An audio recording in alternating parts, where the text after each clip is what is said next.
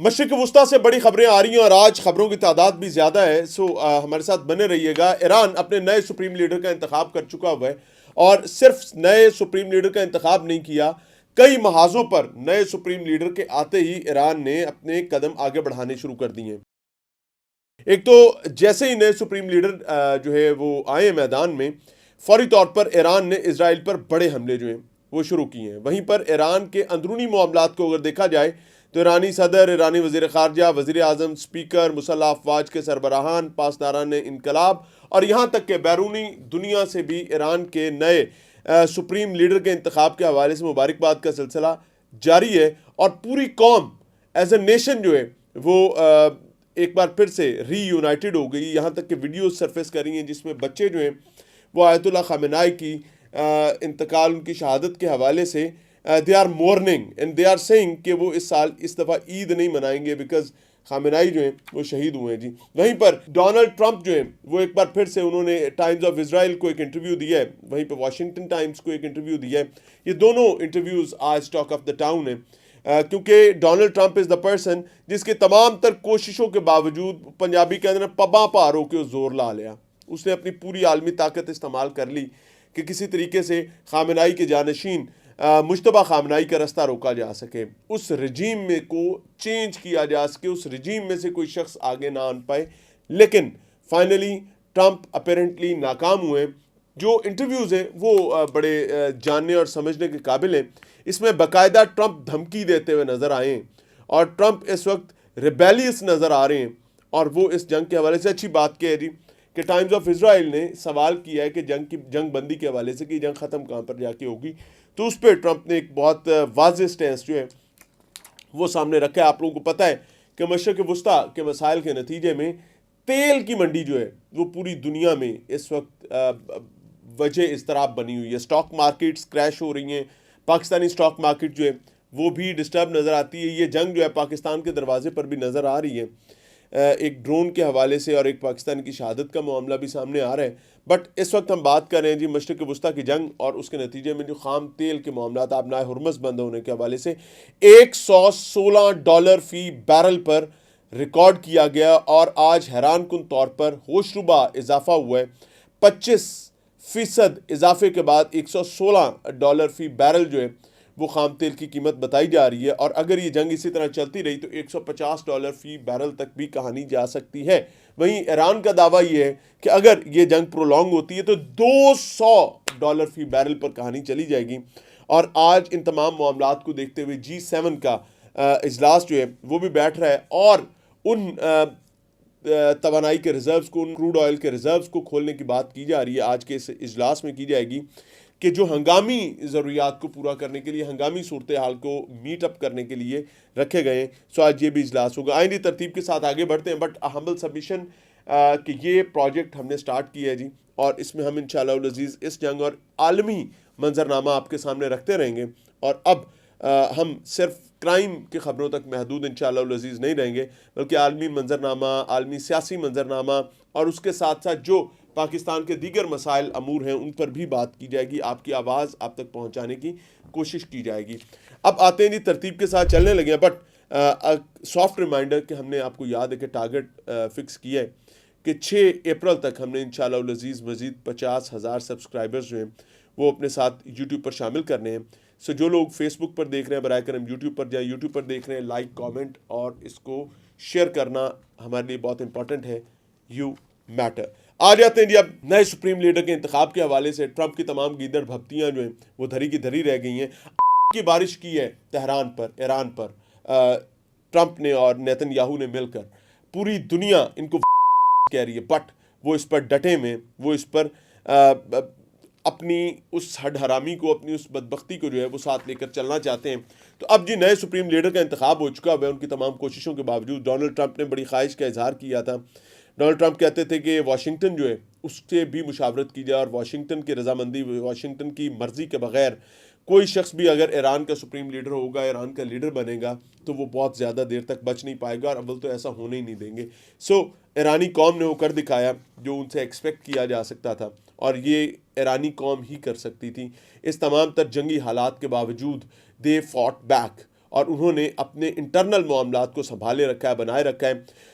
मजलिस खबरगान ने नए supreme leader का ऐलान कर दिया। आयतुल्लाह खामनाई के बेटे उनके जानशीन के तौर पर मुंतखब किए गए हैं, और ये इंतखाब जो है मजलिस खबरगान में जो उनके खसूसी नुमाइंदगान, खसूसी अरकान हैं इस मजलिस खबरगान के, उन्होंने ये इंतखाब किया है। सो अब ईरान का नया रहबर व रहनुमा, नया लीडर जो है वो मुज्तबा खामनाई है, सन ऑफ आयतुल्लाह खामनाई, जो इस इस्लामी इनकलाब को लेकर मूव ऑन करेगा। और बड़ी बात ये कि आयतुल्लाह खामनाई साहब को जब इक़्तिदार मिला था, जब मनसब मिला था, उस वक्त हालात और थे, तकलीफ थी, परेशानी थी, लेकिन मुज्तबा खामनाई को जो इक़्तिदार मिला है, इक़्तिदार मिलने से पहले उनको की धमकी भी मिल गई, और की धमकी किसी साजे माजे ताजे गामे की तरफ से नहीं मिली, बाकायदा अमरीकी सदर की जानिब से ये कहा गया कि वो बहुत दूर तक नहीं जा सकेंगे, बहुत ज़्यादा नहीं चल सकेंगे। इंतखाब जो है मजलिस खबरगान ने किया है और खसूसी अरकान इसमें शामिल हुए हैं, और उन्होंने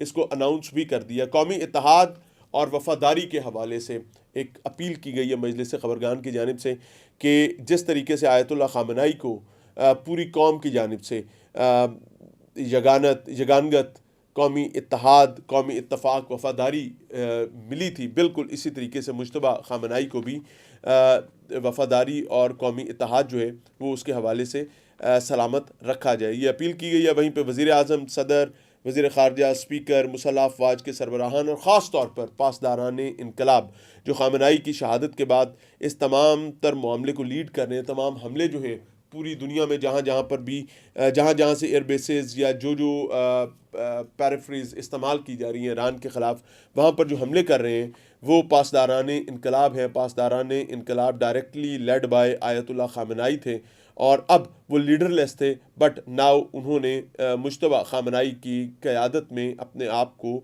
नए ईरान और मुज्तबा खामनाई के ईरान के हवाले से लेकर चलने की बात की है। सो चीन हो जाए, रूस हो जाए या दीगर ममालिक जो हैं जो अमेरिका के इस इक़दाम को, इज़राइल के इस इक़दाम को कंडेम करते हैं, उन्होंने मुबारकबाद, और किसी ने खुलकर तो किसी ने दबे अल्फाज में मुबारकबाद के अल्फाज का इस्तेमाल किया है जी। अब आ जाते हैं जी डोनाल्ड ट्रंप की जानिब। डोनाल्ड ट्रंप साहब ने 2 इंटरव्यूज़ दिए हैं जी। एक इंटरव्यू दिया है जी टाइम्स ऑफ इसराइल को, दूसरा इंटरव्यू दिया है वाशिंगटन टाइम्स को। दोनों इंटरव्यूज़ बहुत इंपॉर्टेंट है, ख़ास तौर पर टाइम्स ऑफ इसराइल वाला। डोनाल्ड ट्रंप जो है वो थोड़े से उतावले मालूम हुए, महसूस हुए हैं। वो कहते हैं जी कि अगर मैं और नेतन्याहू ना होते, ये याद रखिएगा, ये तमाम चीज़ें उस वक्त हो रही हैं जब पूरी दुनिया ये मानती है, समझती है कि इज़राइल में नेतन्याहू के इक़्तिदार को प्रोलॉन्ग करने के लिए, अपने सियासी मकासद हासिल करने के लिए, जंगी इंडस्ट्री को प्रमोट करने के लिए, वहाँ से बेनिफिट्स और गेंस लेने के लिए ये तमाम चीज़ें हो रही हैं। डोनाल्ड ट्रंप कहते हैं कि अगर मैं और नेतन्याहू ना होते तो ईरान इज़राइल को कर चुका होता, और उसके लिए वो जो मंजरनामा पेश करते हैं वो मंजरनामा वही है जिस तरीके से ईरान अपना दिफा कर रहा है। वो पोटेंशल सामने रख के ये बात करते हैं कि जी देखें ये कितने पोटेंशियल वाले लोग थे, और इनके पास अफसूदा यूरेनियम भी है, तो ये किसी भी वक्त भी अगले 2-3 हफ्तों में ये न्यूक्लियर वेपन्स जो है उनका तजर्बा करने जा रहे थे, और ये न्यूक्लियर ताकत बनने जा रहे थे, और हमने आगे बढ़ के, मैंने और नेतन्याहू ने इनको वो करने से रोका है। सो बहुत सारी दुनिया है जो उनके ख़ास तौर पर इसराइल में, अमेरिका में, जो उनके इस मौक़िफ़ को मानते भी हैं, इसको बाय भी करते हैं। अच्छा, ये ट्रंप ने मुज्तबा खामनाई के हवाले से इनसे सवाल किया गया है टाइम्स ऑफ इसराइल की जानिब से, जिस पे उन्होंने नए सुप्रीम लीडर के हवाले से कोई बात नहीं की है, और इस पर खामोशी जो है वो बरकरार रखी है। लेकिन यहाँ पर खामोशी बरकरार रखी है while talking about Washington times, वहाँ पर ये खामोशी बरकरार नहीं रख पाए, वहाँ पर इन्होंने पूरी बात की है। वहाँ पर इन्होंने कहा है जी कि बग़ैर अमरीकी मंजूरी के नया लीडर कबूल नहीं है। कोई सुप्रीम लीडर जो ईरान का नया लीडर बनने का ख्वाहिशमंद होगा या उसको बनाया जाएगा, उसको बहुत ज़्यादा दूर तक नहीं जा पाएगा। क्यों? क्योंकि अमेरिका का बुनियादी ख्वाब जो है वो कोई यूरेनियम का मामला, कोई एटमी ताकत बनना नहीं था, पूरी दुनिया को पता है। उनका दावा वो था कि हम यूरेनियम के पीछे जा रहे हैं, लेकिन असल कहानी थी कि रिजीम चेंज। क्यों? क्योंकि आबनाए हुर्मुज़ जो है वो पूरी दुनिया की तजारत को कंट्रोल करती है, और आबनाए हुर्मुज़ जो है वो ईरान के पास है, और वहाँ पर अमेरिका की दाल नहीं गल पाती, और मौजूदा रजीम जो है वो प्रो अमेरिका नहीं है खामनाई साहब वाली, तो इनको रजीम चेंज चाहिए था। रजीम चेंज करने में नाकाम हुए। पूरी दुनिया ये कह रही है कि जनाब अब्बा पारों के जोर ला लो, रजीम चेंज नहीं इंशाल्लाह कर पाएंगे। बहरहाल उनका कहना है जी, वाशिंगटन टाइम्स को ट्रंप ने कहा है कि बग़ैर अमरीकी मंजूरी के नया लीडर काबिल कबूल नहीं है, और ईरान जो है अगर वाशिंगटन के साथ मुशावरत और मुआवनत के साथ आगे चलता है, नए लीडर का इंतखाब करता है, तो ईरान पहले से ज़्यादा मुस्तहकम, ताकतवर और चमकता दमकता ईरान होगा, और इसको हम बनाएंगे ईरान, यानी वो ईरान को अपने कठपुतली बनाना चाहते हैं। ईरानी यूरेनियम कब्जे में लेने के लिए जी उन्होंने कहा है कि फ़ौजें भेजने का इम्कान है, और ईरान के पास जो यूरेनियम, अफसूदा यूरेनियम मौजूद है, वो अभी भी एक बड़ा ख़तरा है, और उस ख़तरे से निपटने के लिए बूट्स जो हैं, बूट्स ऑन ग्राउंड, उनके हवाले से भी उन्होंने इसका अंदिया दिया कि ऐसा भी पॉसिबल हो सकता है उस अफसूदा यूरेनियम को अपने कब्ज़े में लेने के हवाले से।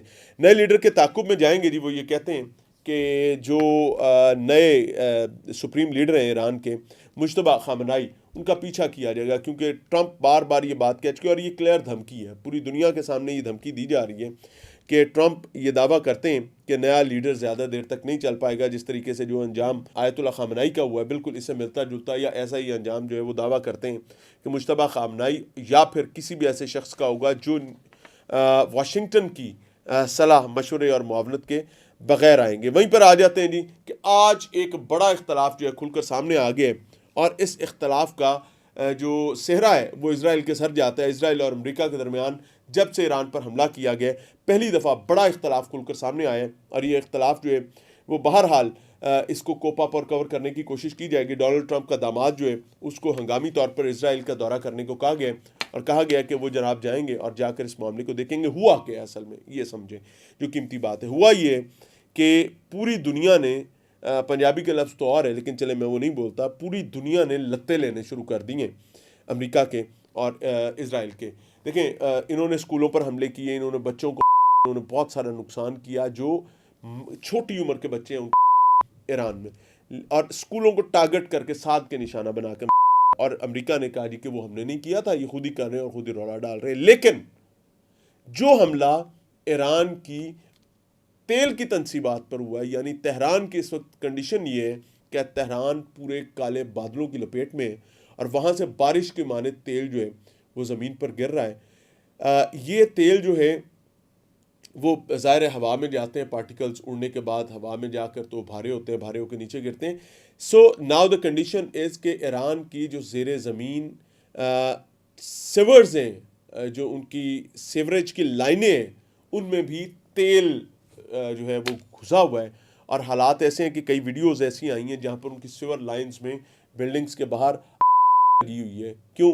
क्योंकि जो हमला इसराइल की जानिब से उनकी तेल की तनसीबात पर किया गया, तेल के ज़खायर पर किया गया, उसके नतीजे में वो ज़खायर बह निकले, सड़कों पर तेल आए, सड़कों पर वो मादा जो है वो तैरता बहता फिरता है, और वहाँ से ईरान के शहरी आबादियों की जो सीवर्स हैं उनमें वो गया, और वहाँ पर की है, भड़कने के नतीजे में ज़ाहिर है वहाँ पर जानी नुकसान का खदशा भी है। सबसे बड़ी एनवायरनमेंट की हुई है, पूरी दुनिया अब लत्ते ले रही है कि यार एक तरफ ग्रीन एनर्जी और इलेक्ट्रिक व्हीकल्स और पता नहीं किस किस चीज़ की कहानी आ रही है, पूरी दुनिया सांस घुट के रही है, लेकिन वर्ल्ड लीडर्स जो हैं वो एक के बाद एक जुल्म, एक के बाद एक सितम, वो पता नहीं कितनी सदियों का वो चला के बैठ गए हुए हैं, और इन्होंने पूरे एनवायरनमेंट और इंसानी हकूक़ की ऐसी तैसी की हुई है, और इनको जब लत्ते लिए गए हैं तो अमेरिका बहादुर जो है वो छुपने की कोशिश कर रहा है, और वो ये कहता है कि जनाब इसराइल ने ये हमले किए हैं, ये हमले इसराइल ने हमारी इतलात के बगैर किए हैं, और अगर जिनमें हमारे साथ डिस्कशन थी भी, तो अगर हमारी इतला हमारे साथ डिस्कशन थोड़े की थी तो इन्होंने ज़्यादा क्वांटिटी में चलाए हैं। तो दैट इज़ द रीज़न जिस वजह से ये मैसिव डिस्ट्रक्शन हुई है, और ये मैसिव डिस्ट्रक्शन जो है अब अमेरिका ने बाकायदा इस पर बयान दे दिए कि ये हमारा कसूर नहीं है, ये ईरान का कसूर है। वहीं पर जो टाइम्स ऑफ इसराइल को डोनाल्ड ट्रंप ने इंटरव्यू दिया है, उसमें उन्होंने कहा कि जी अगर मैं और नेतन्याहू ना होते तो ईरान को इसराइल कर चुका होता। इनसे सवाल किया गया था कि जंग के खात्मे के हवाले से हमें बताएं कि जंग कैसे ख़त्म होगी, तो इन्होंने कहा कि जी जंग के खात्मे का आखिरी फ़ैसला मैं करूँगा। यानी इनको शौक़ है कि हर मामला तू कौन मैं खाम खा, तो वो खाम खा वाली चीज़, बहरहाल अमरीकी सदर है, ताकत भी है, मनसब भी है, इख्तियार भी है, और बहरहाल चल रहा है। लेकिन उसके साथ साथ उन्होंने कहा है कि ये जंग के ख़ात्मे का फ़ैसला जो भी होगा वो इसराइल से मुशावरत के बाद होगा, और ये मुश्तरका फ़ैसला होगा इसराइल का और अमेरिका का, लेकिन उसका आखिरी फ़ैसला अनाउंस जो करेंगे वो अमेरिकी सदर डोनाल्ड ट्रंप कहते हैं कि वो खुद करेंगे जी। अब आ जाते हैं जी एक बड़ा इजलास G7 का, ग्रेट 7 कंट्रीज़ का होने जा रहा है, अमेरिका भी इसमें मौजूद होगा, और मसला क्या है कि तेल इनके गले में फंदा बन के फंस गया। गरीब मुल्क तो बेचारे साढ़े रंगे जड़े ने आपदा रो धो के गुजारा कर लेंगे, इनके यहाँ फंदे में आ गए। इन्होंने जंग शुरू की। अब ईरान के पास एक और हथियार जो है अपना हुर्मस वाला, जो इन्होंने इस्तेमाल किया था, अब किसी में इतना तप्पड़ नहीं हो पा रहा। ईरान ने कोई कश्तियां लगा के अपना हुर्मस बंद नहीं की, कोई जहाज़ लगा के वो पूरी राहदारी बंद नहीं कर दी।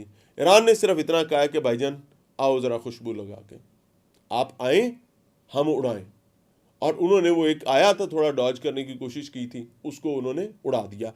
अब अमेरिका ने कहा जी कि इन जहाज़ों की इंश्योरेंसेस कंपनीज जो है वो इंश्योरेंस दें, और इन जहाज़ों को अब नया हुर्मस क्रॉस करवाने में अमेरिकी नेवी जो है वो अपना किरदार अदा करेगी। बरतानवी नेवी ने भी मूव किया था, लेकिन अमेरिकी जो सदर हैं वो बरतानवी वज़ीर आज़म से बहुत ज़्यादा खुश नहीं है। रोज़ाना वो मलह की मासी की तरह उनको पलूते देते होते नज़र आ रहे होते हैं, उनको बुरा भला कहते हुए नज़र आ रहे होते हैं, यहाँ तक कि फतह के बाद जो लोग शामिल हों उनको हम अपना साथी नहीं मानते, इस किस्म की बातें भी वो कर रहे हैं।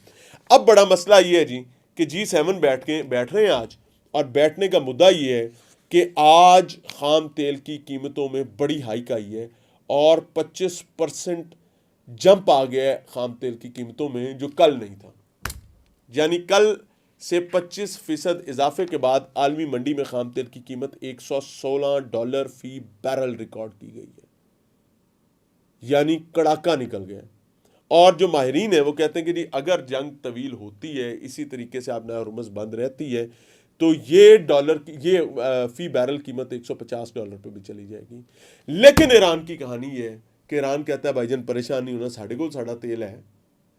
अगर ऐसे ही चलता रहा तो $200 फी बैरल, और अगर $150 फी बैरल भी क्रॉस हो गया तो आलमी इकोनॉमी की मिख निकल जाएगी। अब ये G7 जो है आज बैठ रहे हैं, और ये ज़ाहिर है ये ज़हनी तौर पर अमेरिका इन्हें कह रहा है कि जी अमेरिका की हिफाजत और दुनिया की ईरान से हिफाजत और इजराइल की ईरान से हिफाजत, वो जो सो कॉल्ड बातें हैं, उसके लिए ये कीमत जो हम अदा करें ये कुछ भी नहीं है। सो वो आलमी लीडर्स को, अपनी कौम को, अपनी अवाम को, इजरायली अवाम को चूना लगाने में कोई कसर नहीं छोड़ना चाहते, नेतन्याहू भी और डोनाल्ड ट्रंप भी।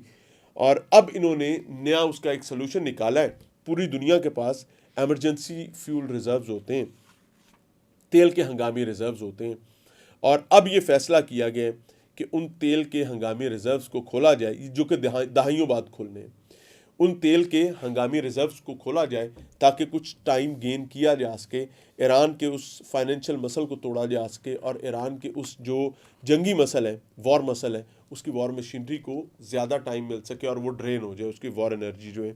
सो आज ये इजलास होने जा रहा है जो हंगामी तेल के ज़खायर को खोलने के हवाले से, जिसमें बात की जाएगी, और अगर इसमें कोई कंसेंसस बिल्ट हो जाता है ममालिक के दरमियान तो उन ज़खायर को खोला जाएगा जो तेल के और एनर्जी के ज़खायर हैं और हंगामी ज़रूरियात को मीट करने के लिए खोले जाते हैं। और अब आ जाते हैं जी पाकिस्तान के हवाले से। अभी आपको पता है चंद दिन पहले, 2-3 दिन पहले पाकिस्तान में जो पेट्रोल बॉम्ब है वो आकर फटा है।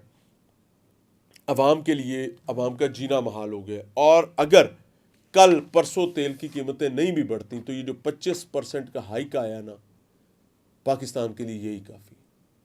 पूरी दुनिया, ख़ासतौर पर बांग्लादेश ने एक स्टेप लिया है। बांग्लादेश 2019 की जो वबाई दौर था उस मॉडल पर चला गया।